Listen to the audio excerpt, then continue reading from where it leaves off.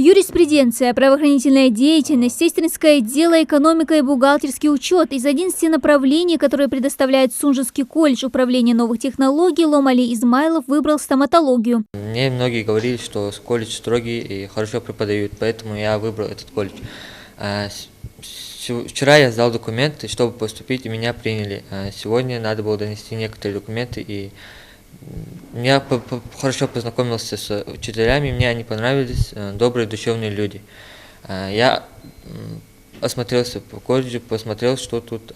Мне очень понравилось, колледж хороший. Приемная кампания в Сунжском колледже управления новых технологий стартовала с июня. За это время документы сюда подали уже около 200 абитуриентов. Большинство желающих выбирают медицинское дело. Те студенты, которые будут поступать в этом году на такие специальности, как сестринское дело, фармация, стоматология ортопедическая, стоматология профилактическая, у них срок сократился обучения на 1 год. Раньше они обучались 3 года 10 месяцев. С этого года по всей нашей стране внесли изменения в федеральный государственный образовательный стандарт, и они будут теперь обучаться 2 года и 10 месяцев. Это такое очень хорошее преимущество. В этом году колледж планирует набрать около 300 студентов, так что места для желающих поступить есть. Все, что нужно, это желание учиться и необходимый пакет документов для поступления. Абитуриент должен иметь документ, удостоверяющий личность, это паспорт. Затем обязательно документ в оригинале об окончании среднего учебного заведения.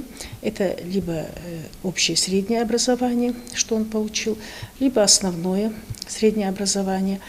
То есть аттестат, если он окончил какое-либо учебное заведение среднего профессионального образования, медицинская справка о состоянии здоровья, это обычно по установленной форме. Просторные кабинеты, компьютерные классы, лаборатории со всем необходимым медицинским и стоматологическим оборудованием. Благодаря материально-технической базе и к высококвалифицированным кадрам поток абитуриентов в колледже растет из года в год. СУС также имеет государственную аккредитацию. Те студенты, которые заканчивают Сунжский колледж управления новых технологий, получают дипломы государственного образца. С этими дипломами они имеют право поступить в любой вуз нашей страны без сдачи ЕГЭ, так как наш колледж имеет государственную аккредитацию и лицензию от нашего Министерства образования нашей республики.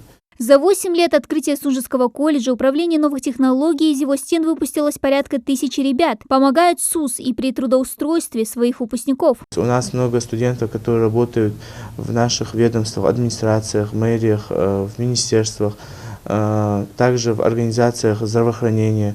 Это в поликлиниках, в больницах, в аптеках, фармацевты. Поэтому и они одновременно, обучаясь в вузах, и одновременно работают, совмещая учебу с работой.